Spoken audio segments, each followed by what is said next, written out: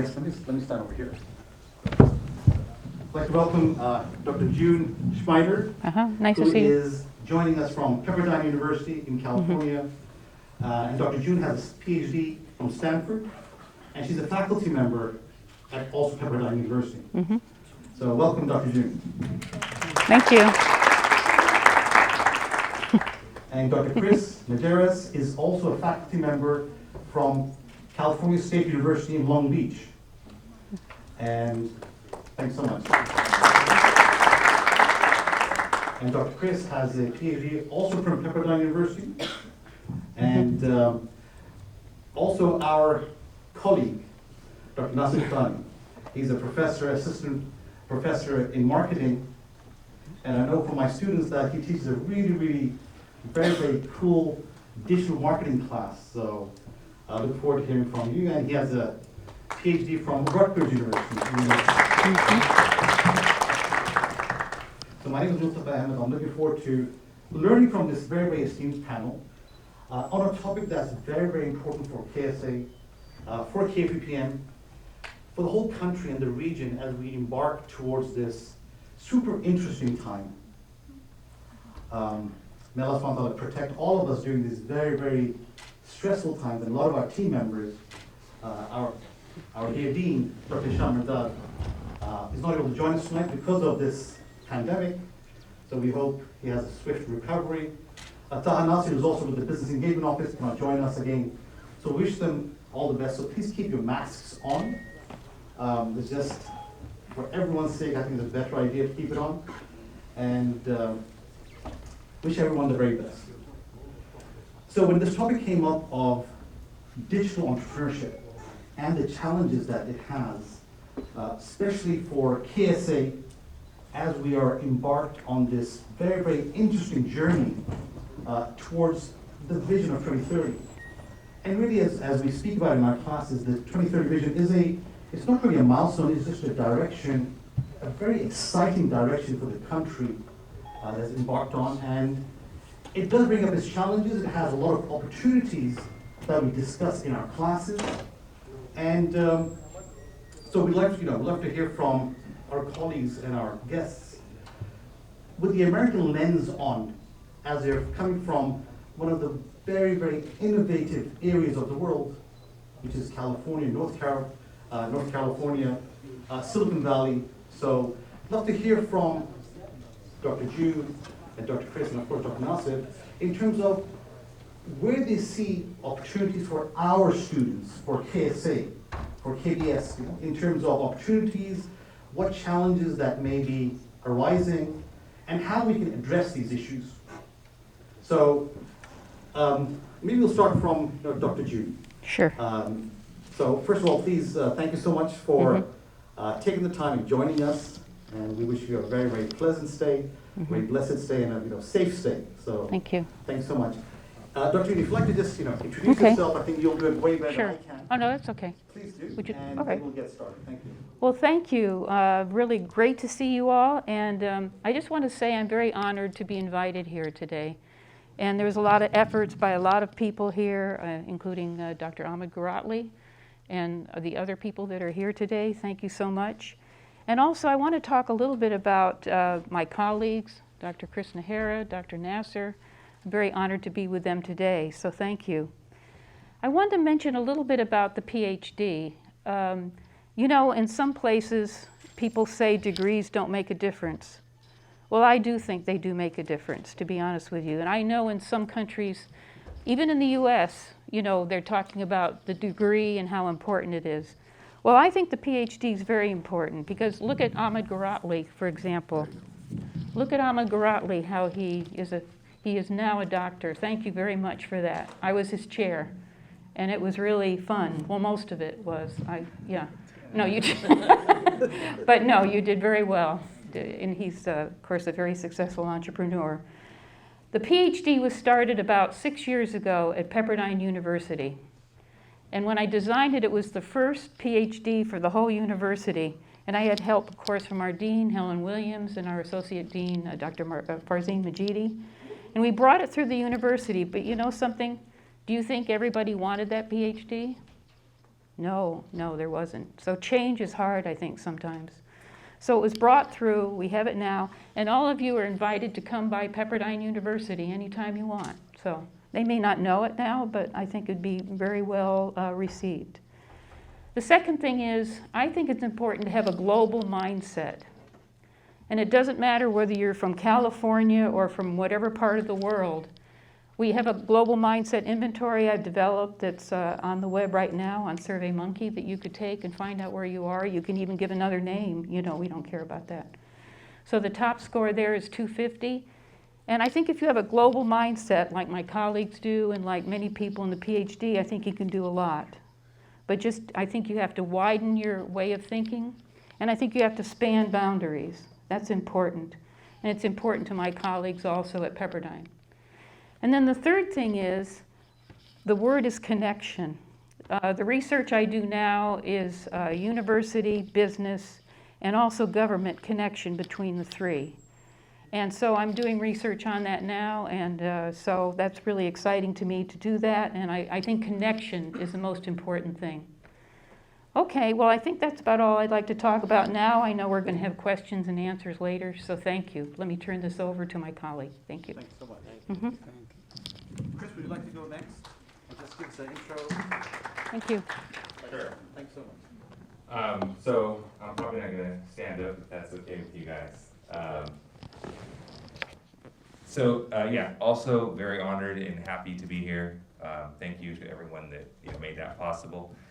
I was kind of thinking through the question about this idea of digitalization and some of the technology transformation that's happening, not only here in KSA, but around the world. When you think about the United States as kind of a leader or a standard bearer in many ways of the digital technologies that we kind of all enjoy today. For example, if I were to do a show of hands in here, who here has an iPhone, right? Mm-hmm. Probably most people here in the room. And back in the day, when they would look at these phones, it would say, designed in Cupertino, California, right? There's a kind of a basis there around this idea of innovation and entrepreneurship there in Silicon Valley. But that has spread. I wanted to build on what my colleague Dr. June spoke about though, which was connection. When we think about the use of digital tools, they connect us, right? We're able to, see things and, visually understand how data is moving, how people are moving. I was actually quite pleasantly surprised, and I know I'm not going to pronounce it correctly, but there's an app we all have on our phone right now that has a green button that lets us know we're immunized, and we got to show it everywhere we go, right? That idea of connection, that we can track things for a positive good, for a positive force, that's highly important. The other thing that I want to mention, though, is that when we think about connection, we also have to think about we can't get caught in just the digital world. It's nice to use technology for a good purpose. It's nice to apply it to see society transformed. But at the same time, we can't lose real human connection. And so some of the downsides that we've seen to technology, and this is especially true in the United States, is too much dependency on the digitalization, too much dependency on that technology, and not enough human touch and human understanding. And that comes down to this idea of empathy, right?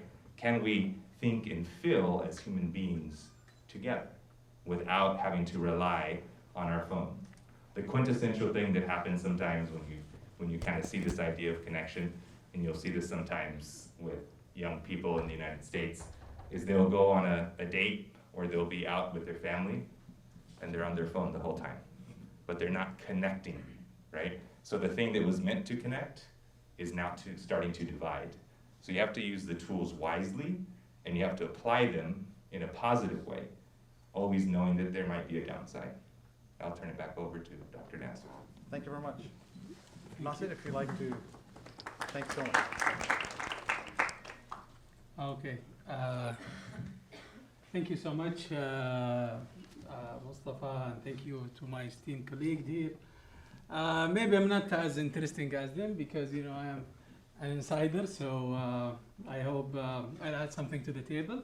So this is why Okay, so this is why I'd like to just jump into this point of entrepreneurship. I'd like to give more local context to the discussion. So once we're talking about Saudi Arabia, once we're talking about entrepreneurship in Saudi Arabia, you're asking the big questions. What are the opportunities and challenges of entrepreneurship in Saudi Arabia?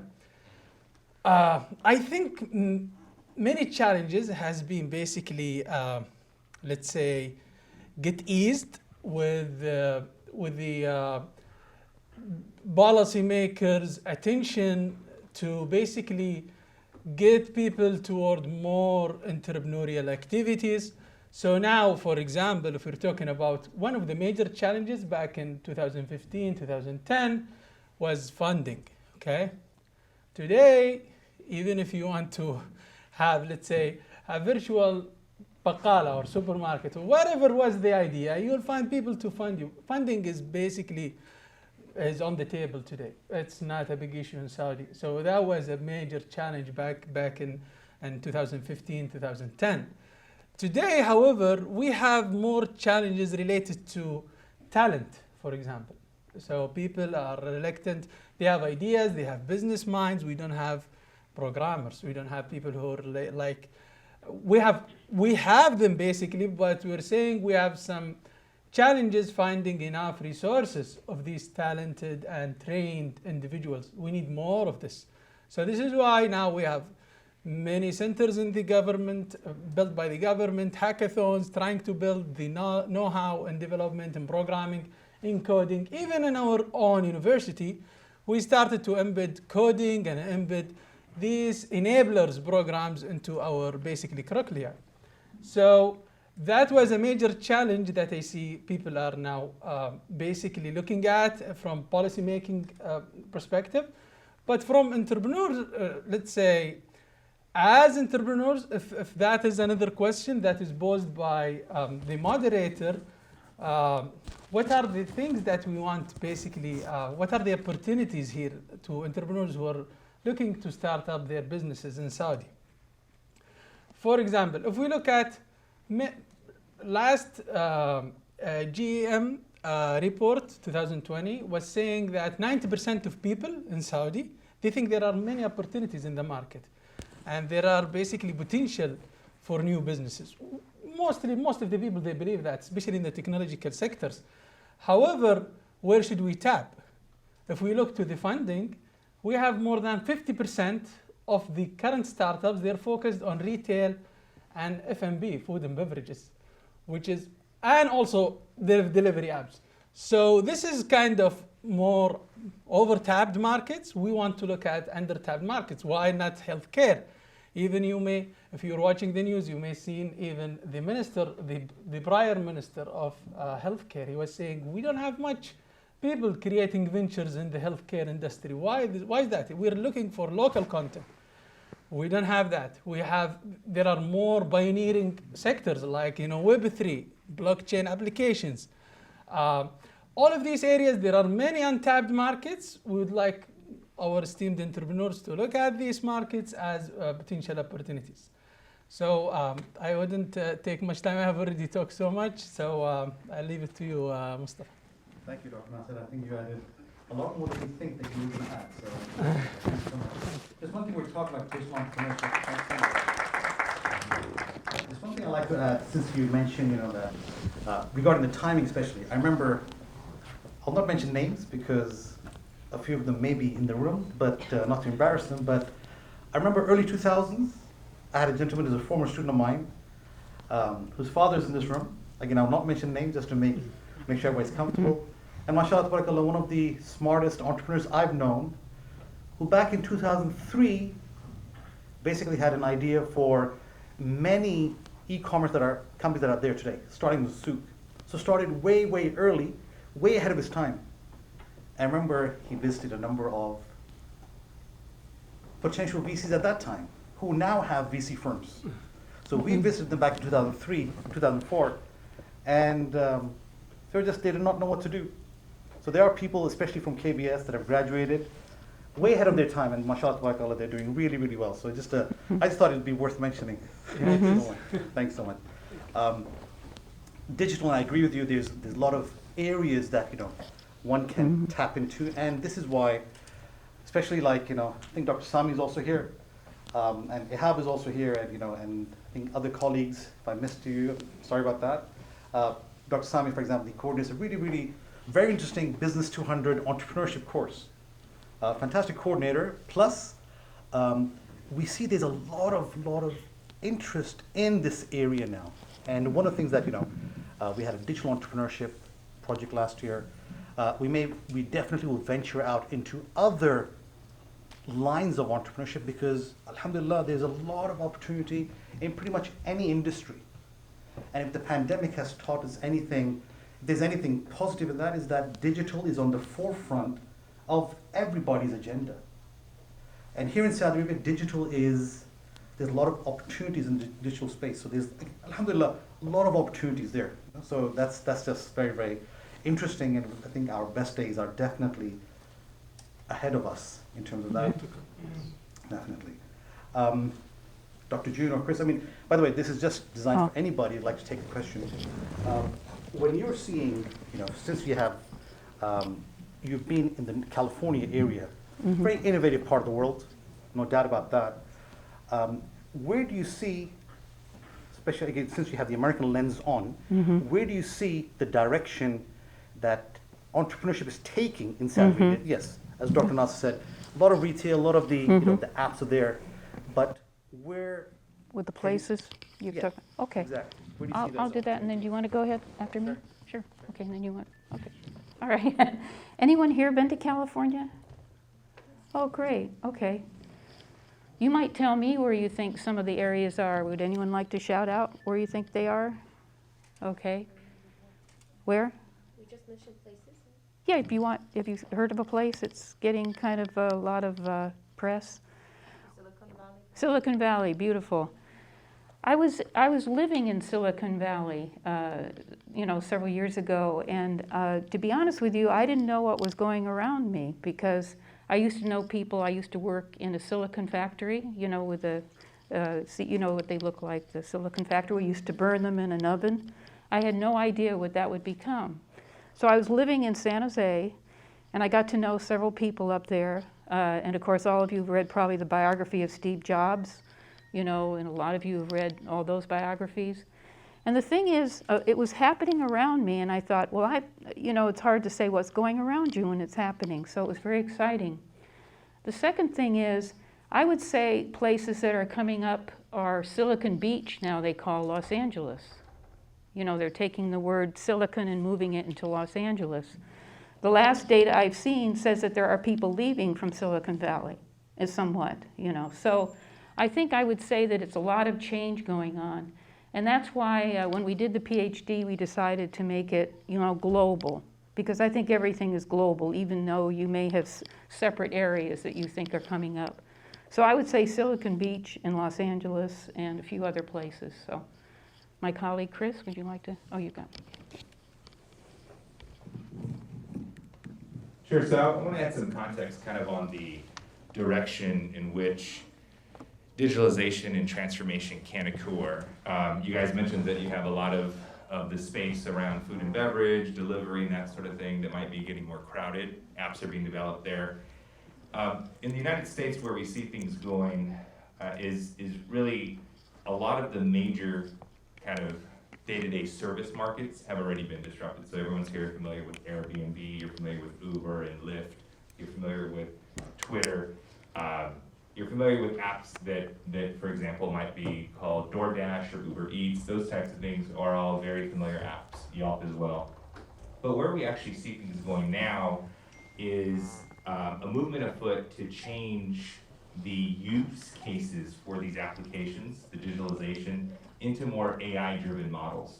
So in the past, it was based on customer input, right? You put in your name, you fill out a profile, and then they would use that data, they would mine that data to try to serve up something to you. So if you think about an app like Uber, their application to hail a car, it's using certain data points, right? We're using GIS to find the location of a supplier, a driver, and then we also use that GIS to find the location of a customer, the consumer, the person that wants the ride, And then we have a currency market or some type of exchange market to complete the transaction.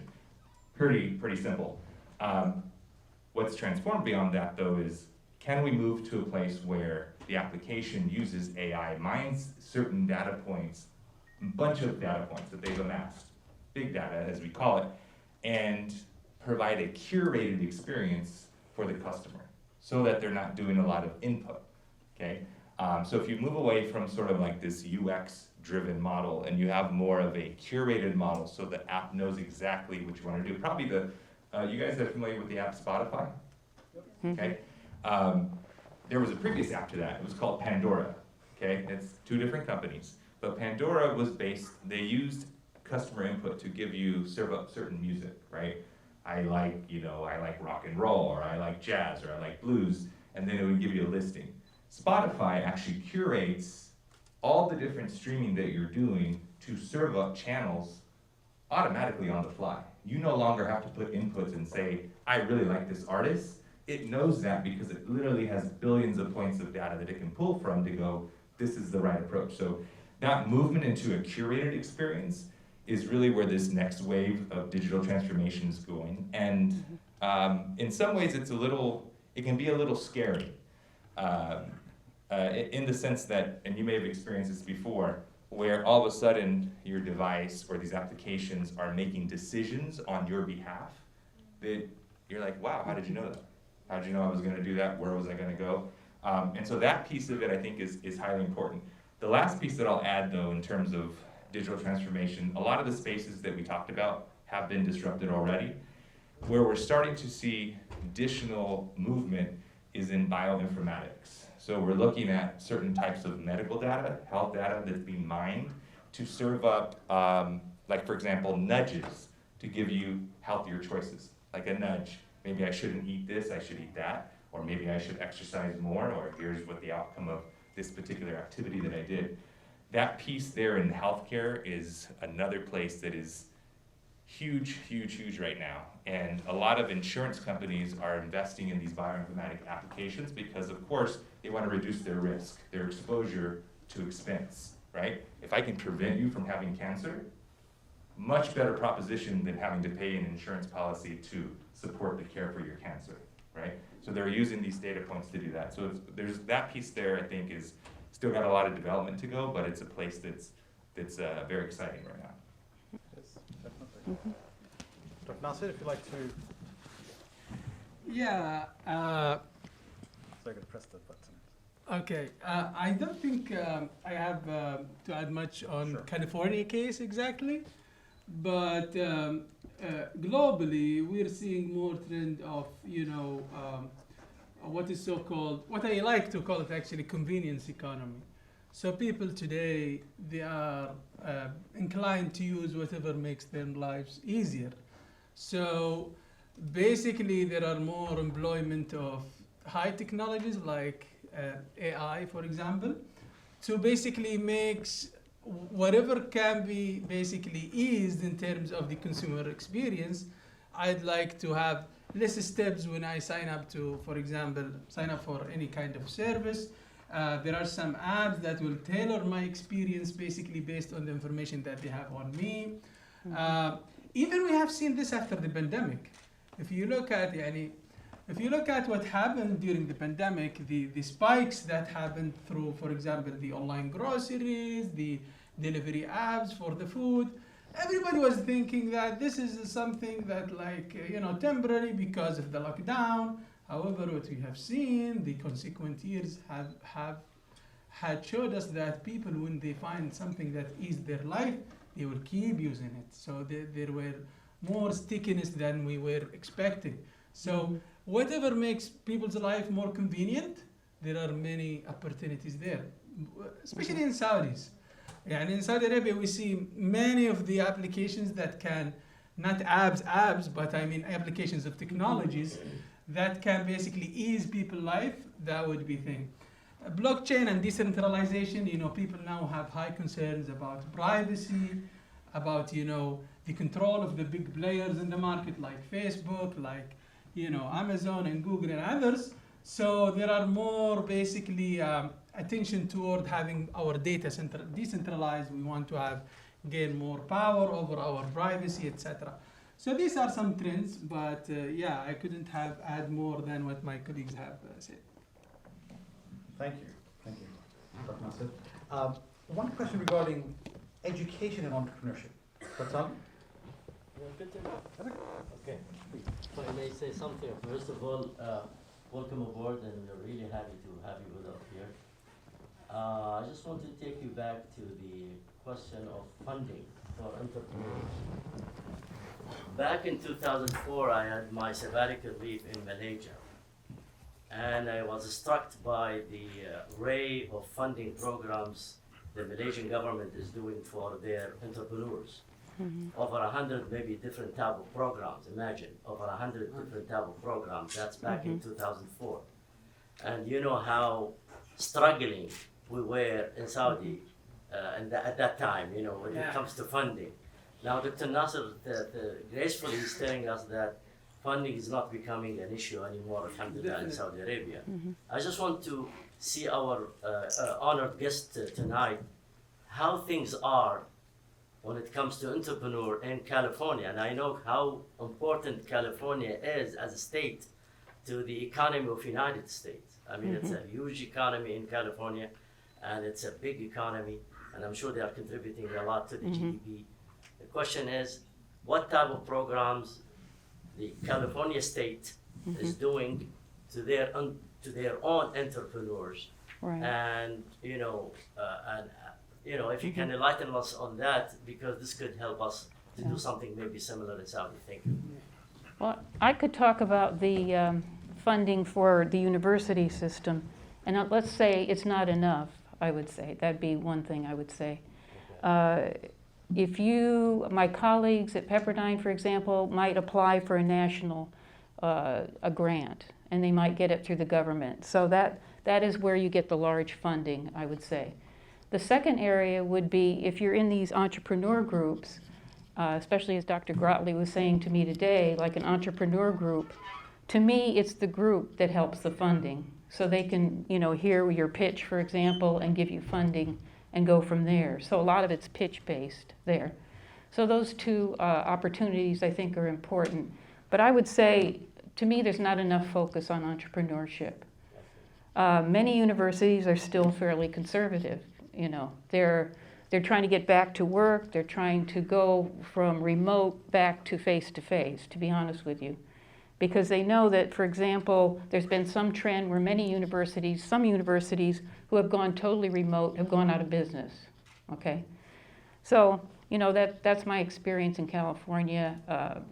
I would say Pepperdine University has been pretty good about that. They have such things as provost grants. And that's why I started the actual PhD, because I think with the name Global Leadership, we had a much larger way to get funding. So I still think it could be better.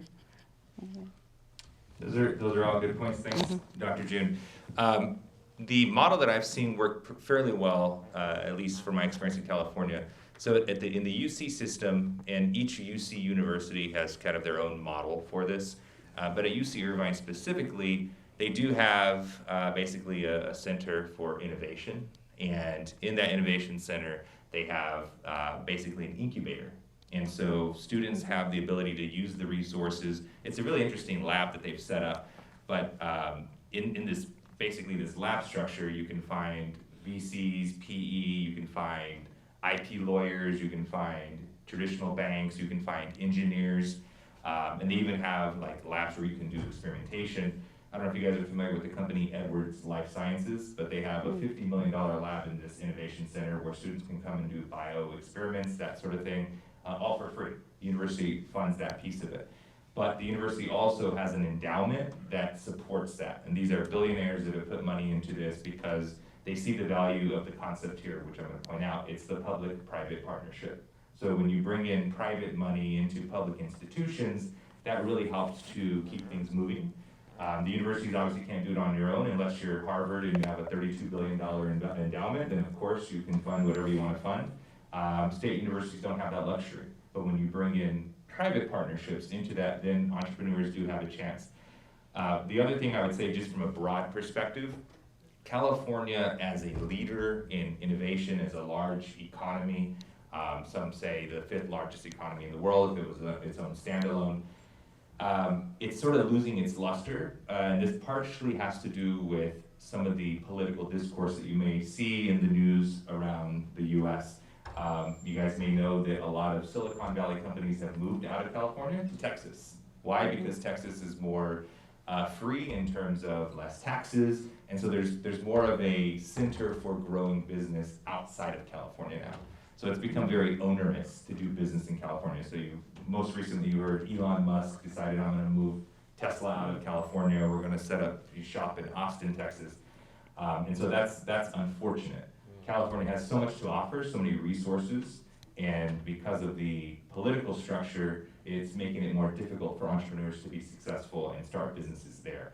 But we are seeing Texas blow up, Washington, other states outside of California with more business favorable environments for entrepreneurs.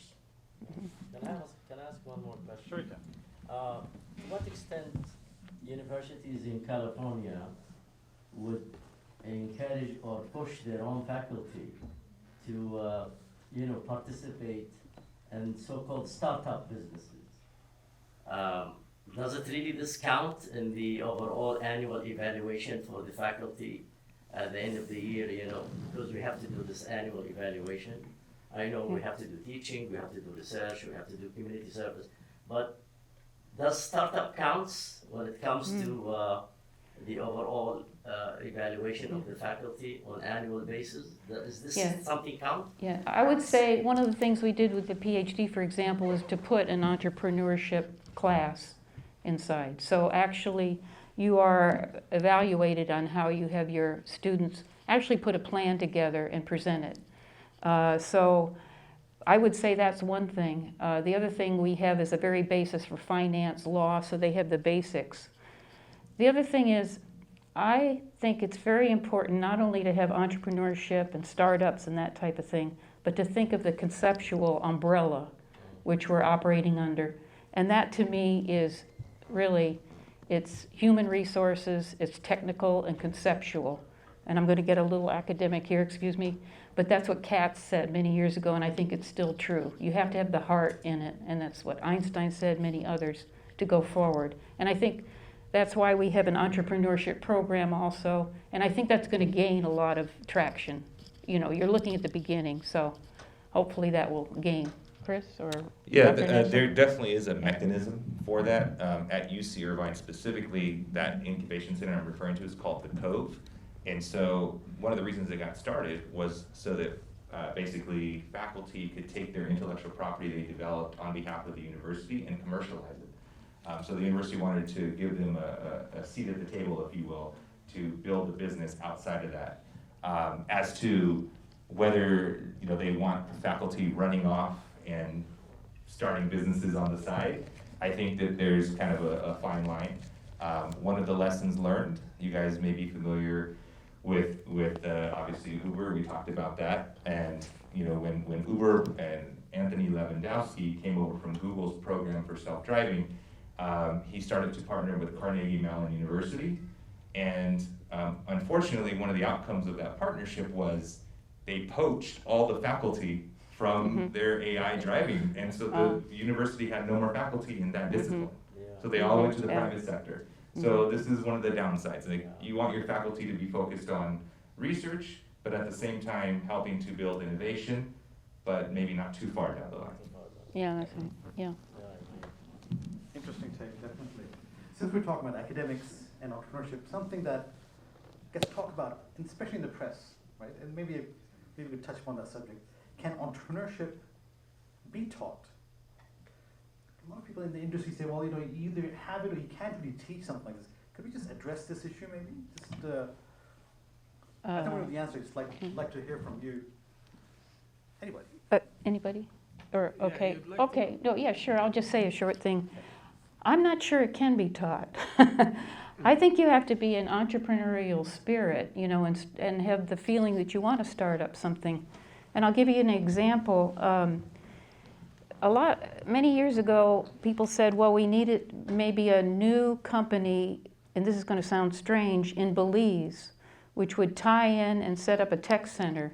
And so people said, well, who would think that, you know? So we started the International Center for Global Leadership, and that's what, you know, Chris is involved. But there was like a love of, you know, the technology and setting up something new and a dream. You know, I keep thinking of the dream. And a lot of people just didn't want anything to do with it. Go down to Belize, why would you do that? But now the tech center's up and thriving because people had a heart and a dream to do with it. So I think it has to be mental, to be honest with you. Yeah, mental mindset, yeah. Actually, I found this to be, an interesting question. And from my academic, let's say, spirit of pursuing research, this is an empirical question. So I have come across actually a nationwide study on that specific question. So if we teach our students entrepreneurship, what would be the outcome? Would it be that more people will be entrepreneurs, will pursue some opportunities or not? And actually that was a very big study in the US. It was published back in, I think, 2015 or so. And they found that actually studying entrepreneurship will not increase the probability that you will start a business. They have a control group and they have the study group, people who study entrepreneurship. However, the only advantage that you will get, this is based on the research, the only advantage that you will get, if you have studied entrepreneurship, you're more likely to succeed and you will more likely to have a positive outcome from your startup, okay? So at least this is debatable, of course, because all research is debatable, but this, at least to me, makes sense that we cannot encourage people to make startups by just teaching them entrepreneurship. However, if we have been taught, especially this is why Dr. Sam and his colleagues, they're starting this initiative to teach our students entrepreneurship as a mandatory course, so they have the basic understanding. So basically, once you have started a business, you have higher odds to be successful. So that could be maybe a better outcome. We cannot encourage, as Dr. June mentioned, you cannot teach people how to be basically entrepreneurs or to push them to start a business, but however, we can just assure if they have started a business, they can succeed. If they look to start a business, they will succeed. So that is my take on this. Want to add something? That is definitely an interesting question. I'm with my colleagues here that I don't believe the spirit of entrepreneurship can be taught, but I do believe that a culture of entrepreneurship can be developed. And if you get people thinking around sort of this mindset of building something, when I think about the definition of entrepreneurship in my mind, it's an entrepreneur is someone that is willing to take a risk in the absence of the guarantee of a reward. So you have no guarantee that you're going to be successful, but you still take the risk anyway. And given that condition, that takes a very special kind of person to do that. Not everyone's comfortable with that, right? If you look at sort of the pathway in terms of business, many folks take the sort of a very standard path. I will start, maybe on the line floor and become a junior manager and then a senior manager and maybe one day the CEO. Other people say, no, I don't need to go down that path. I'm going to just take the risk and see if I have this major reward or build something out. So that is a special kind of person. I don't think that can be taught, but I do think giving people a culture that they understand this is what's encouraged, this is what's incentivized, is definitely going to give some good outcomes. Very great points. Thank you so much. I guess it goes to show you when you're involved in entrepreneurship to solve a problem, that way at least you're doing something very worthwhile. And the statistics show that 40% of startups fail because of lack of market. So at least you're fixing something. I think that'd be very, very worthwhile, definitely. We have about half an hour, and I'd like to open up the floor. If anybody's interested in asking some questions, if there's something, please do share with us. We're happy to discuss that, right? In terms of in the area of business or entrepreneurship, that's something that we can always discuss. My question is kind of basic, but why should we be entrepreneurs? Like, why would I risk myself and instead of staying in this comfortable, stable having regular salaries and whatever, why would I do this risk? And most likely from what I'm hearing is that most likely you'll fail. So what's the reward, or what would motivate me to become an entrepreneur? Thank you. Well, let me say, everyone can be an entrepreneur no matter what they're doing. I think it doesn't have to be a business by yourself or that. I think, to me, to have something that you're excited about and that you dream about and that you're going forward can be actually in a regular organization. And I'll tell you why, because I think you can do external and you can do internal entrepreneurship. And that's when I go back to creating a degree program. You could do it here, possibly. You just set what you want to do and what you're interested in, and you go through the system. I'm going to tell you a funny story. I tried to be an entrepreneur with a PhD program. So I went around and I joined, there was a contest at Pepperdine University, you were there, and presented, and I lost. They chose 8 out of 160 people to present. And I had a great PowerPoint. It was wonderful. Star Trek, I don't know, Star Trek? At least I thought it was good. And then I lost, actually. So, yeah, but I mean, I didn't really lose. My dream was still there, and that night it was raining, and I walked out of the auditorium, and I looked at my iPhone, and it had 3 words on it. You know what those 3 words were? You probably don't, but it said, "Bring this back, bring this back." And you know who signed that? Those 3 words was the president of the university. So I was so excited to see that. Then my phone went dead, and I didn't see the rest of this story because I was technically something happened. So anyway, but I went back and I said, I will do this if you will give me several things. Number 1, someone who's entrepreneurial on your staff. 2, I want a vice chancellor of finance, because, to do the budget, you have to have that plan. And 3, I want to have everybody in on this, your administrative staff, your board. And he helped me to do that. So that's the only way it went through. So it was a dream. So I think you can have a dream internally and externally. So, you can work in a business for many years. You can do it internally, So I think you can do both ways. All very good, Dr. June. One thing that I wanted to add to your question. I always said if there's anything worthwhile doing in life, it is worth doing it with a team. And so when you think about being an entrepreneur, you don't have to shoulder the whole burden yourself. You don't have to be the lone wolf out on the prairie hoping that you succeed. You gather a team that will support you. You don't have to be the best at building the business. You could be the strategy person. You could be the coder. You could be the artist. But build a team. And when you have a team, it's much less risky. So don't feel like you have to do it alone. That's probably the first lesson. Mm-hmm. Yeah. Yeah. I'd like to just add one point. Actually, if you have this question, you might, you better might not be any start a business actually and be entrepreneurial. Actually, this is one of the things that we have. This is a local, maybe Saudi problem, is that we are over promoting entrepreneurship, that people will be pushed out of their way to be entrepreneurs. So I think this is the wrong message. If what you believe from what you hear in the media or in the social media, etc., is that you must be an entrepreneur, this is a personal belief. Not everybody should be an entrepreneur. Actually, in reality, maybe even less than 2% of the people are entrepreneurs. Economy-wise and policymaker-wise, we need entrepreneurs. We need startups. We need, because these are the ones that will make the economy. But on a personal level, most people will have a decent life. Actually, most of the careers, if you take it probability-wise and statistics-wise, if you calculate, you have a higher odds of having a rich life working for corporate than basically starting your own business.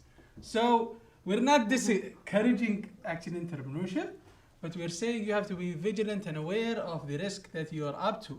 However, odds are high that you will not succeed, but if you succeed, your life will change that in a dramatic manner. But doesn't mean everyone in the society should be an entrepreneur. I think this is insane if the people are saying that everyone should be an entrepreneur.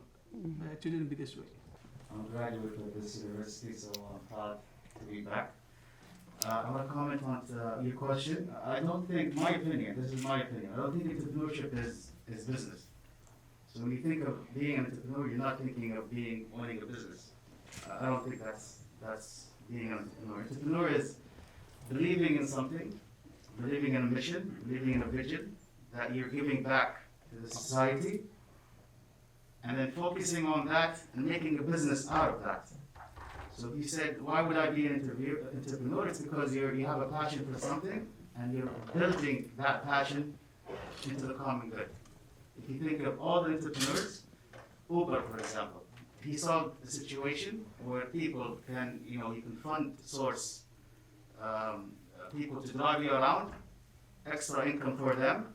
He doesn't need a car of pools a pool of cars to do that. So he solved the problem. So being an entrepreneur is, in my opinion, not owning a business. Don't think of it as a business. Being an entrepreneur is having a passion for something, having a mission in life, yeah, and then taking that passion and blowing it up into a business. I give you an example of myself. So I have a mission in life, and I learned this at Pepperdine, is to empower people with knowledge. So when I graduated, I had a vision is to come back and start a training center. Even though I have 43 khalu khala بالرضاعة. Yani I can get a job anywhere, you name it, government, private, I can have a job anywhere. But I decided to start a training center because it aligns with my personal mission, which is to empower people with knowledge. It wasn't easy, it was very tough. I'm a very young guy, but my head is all white. It's not because I'm old, it's because of the time and effort I put into this. During the ride, it was very low, but because of the passion, because of what I believe in, I made it work. And alhamdulillah, it's been successful, 7 years. A very successful business. We have clients all over Saudi. KFUPM is a client. We actually taught the faculty here as a training center. So I hope I answered the question in a different point of view, if you will. I just want to also add something in terms of funding, if you allow me. I don't think funding is an issue. If you want to start a business, want to start something, the last thing you think of is funding. Funding will come. If you have the right passion, you have the right vision, you have the right mission, and you believe in yourself, people will believe in you too. I also give an example of myself. I don't come from a wealthy family. My father is an ex-Aramco retired employee. Came back in September of 2014, started the business in 2014 in November. So 2 months. It took me 2 months to find an investor and start my business. And I've been doing it since 2014. Thank you. I just want to comment on the point of entrepreneurs. Actually, I totally agree that there are entrepreneurial qualities, and we have what's so-called entrepreneurs. So if you're working in KFUPM, like our esteemed faculty, or if you work in any organization, Aramco, Sabic, whatever organization, you can be an entrepreneur, drive change, take risk, etc., be innovative. So there are qualities of entrepreneurs that can be basically embraced in any organization. So just I wanted to just add this point. Floor is yours if you want to add. You have a question from here? Yeah. Thank you so much for coming. I just have a question about the, over the last 20 years, I see the cost of living has increased considerably all over the world. Back then, I read the biography of major entrepreneurs. It was easy for them to take 1 or 2 years of work, focus on entrepreneurship. But for today, it's difficult. As I understand, most people cannot take 1 or 2 months without income to focus on their business. So is there formal programs being emphasized that can maybe give you an income to survive while you chase entrepreneurship? Yes, there are companies are actually in California where you work, and then they give you time off to do startup. So those are very popular programs, and I could get back to you as to what the names are, but I do know, for example, I have a student who works at Google, and he's given time off to they want him to bring his whole self to the job. So part of his whole self is to be an entrepreneur and do startups. So they encourage that at Google. But I do know there are universities that do that. So, you want to go? One thing that I'll add to that is because of the proliferation of platform, actually, to start a business, especially in a digital scape, can actually be quite low.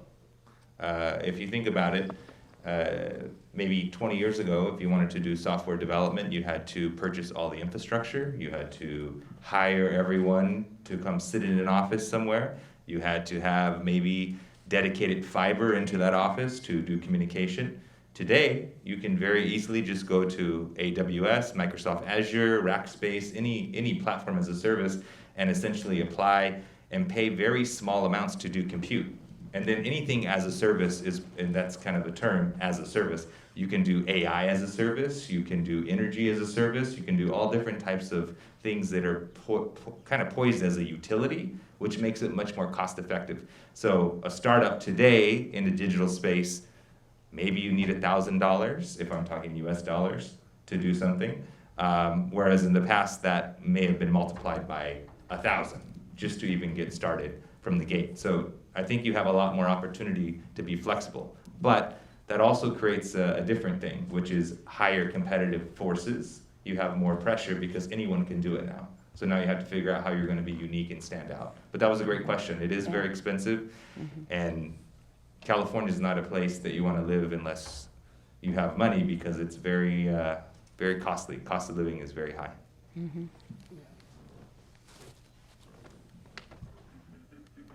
I actually just have, I like your question, and I'd like to ask you back, what do you think, which of the European countries has the highest entrepreneurs per capita?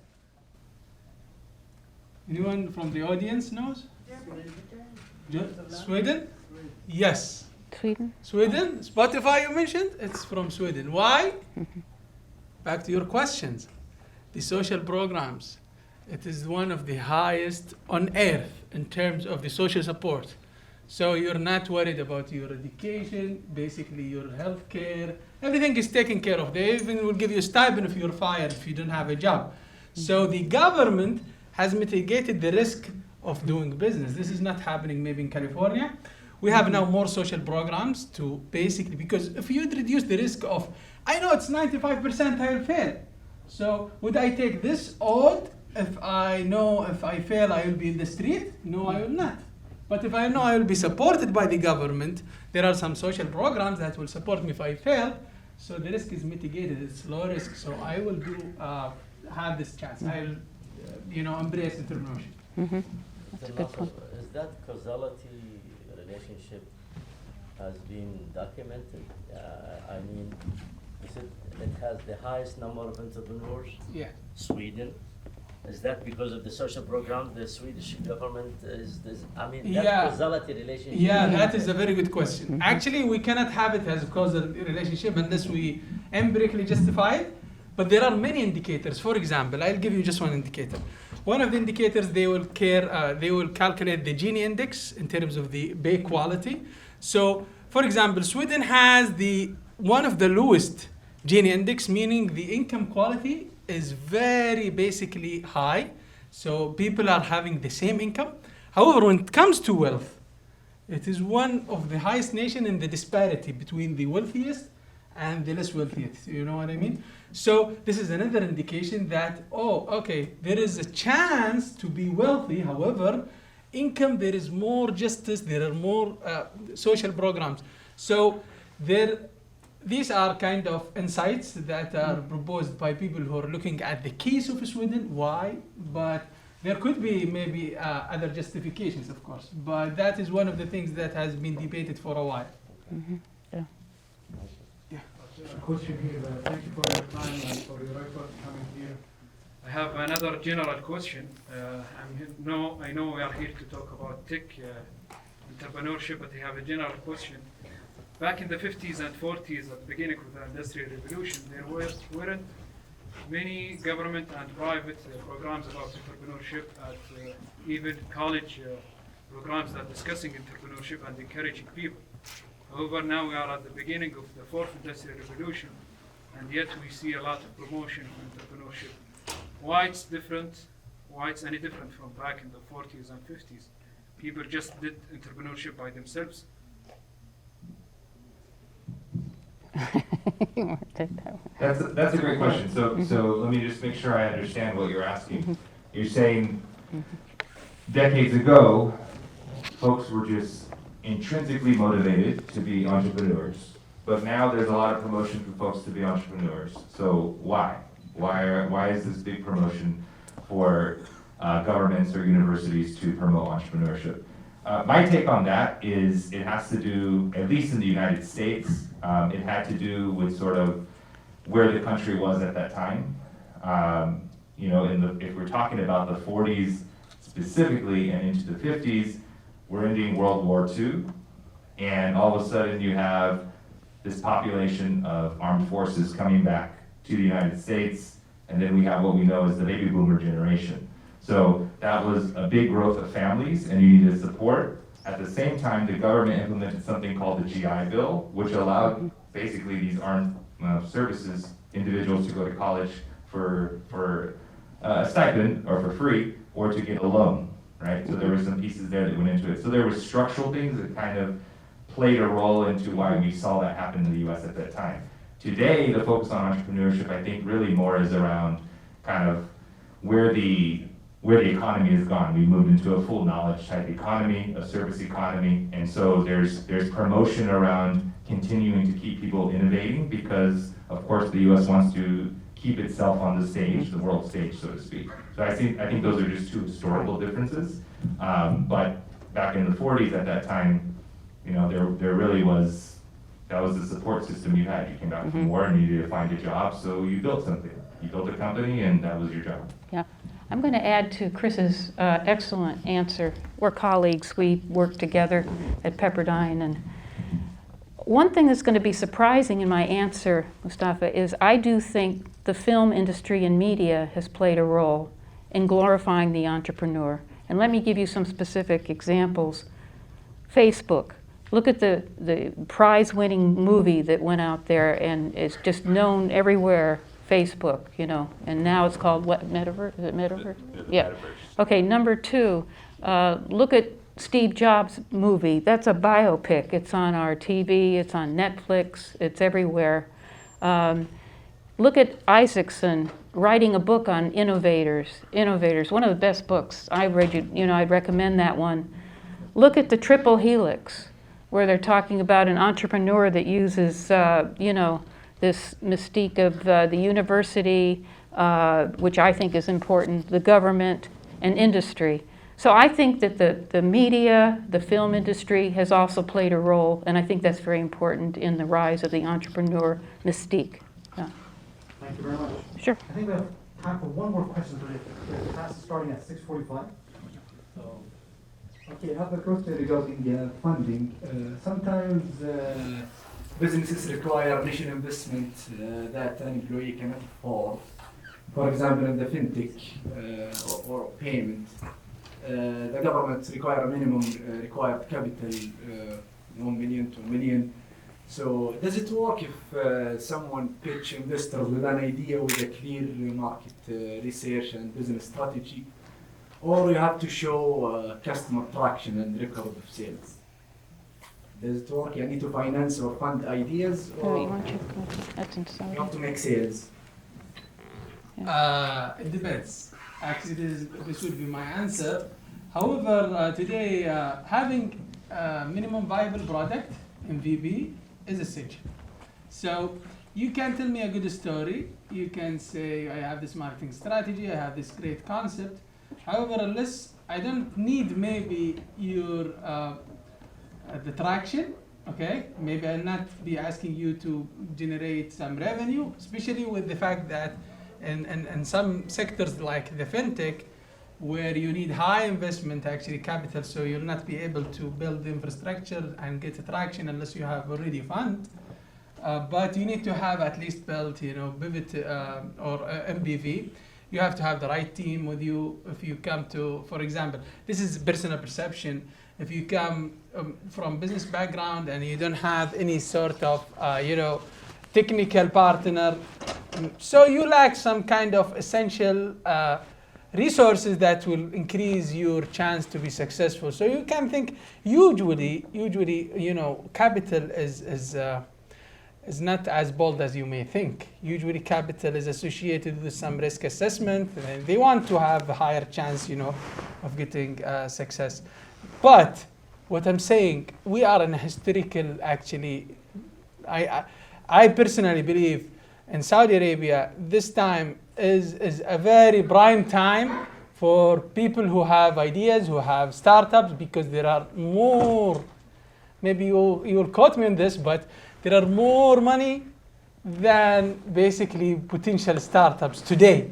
But I think with the time, there will be more competition in the market. But, because it depends on demand and supply. And government has actually pushed a lot of money in the market. And, now they have this one-to-one program where, if any venture capitalist, they will basically be able to, or they're willing to fund you with 1 million riyals, the SVC, the Saudi venture company, will actually fund you with another 1 million.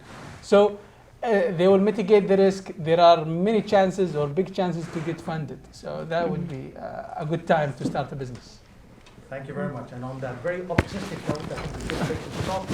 I'd like to thank our guests from the US and our colleague from across campus and all the wonderful guests. Thank you so much. You've been wonderful guests. Thank you so much. Thank you. Thank you. And looking forward to having you guys come back again. Oh, great. Thank you. Okay, Sure. thank you. Thank you. Thank you. Thank you. Thank you very much. Thank you, that was fun. Yeah.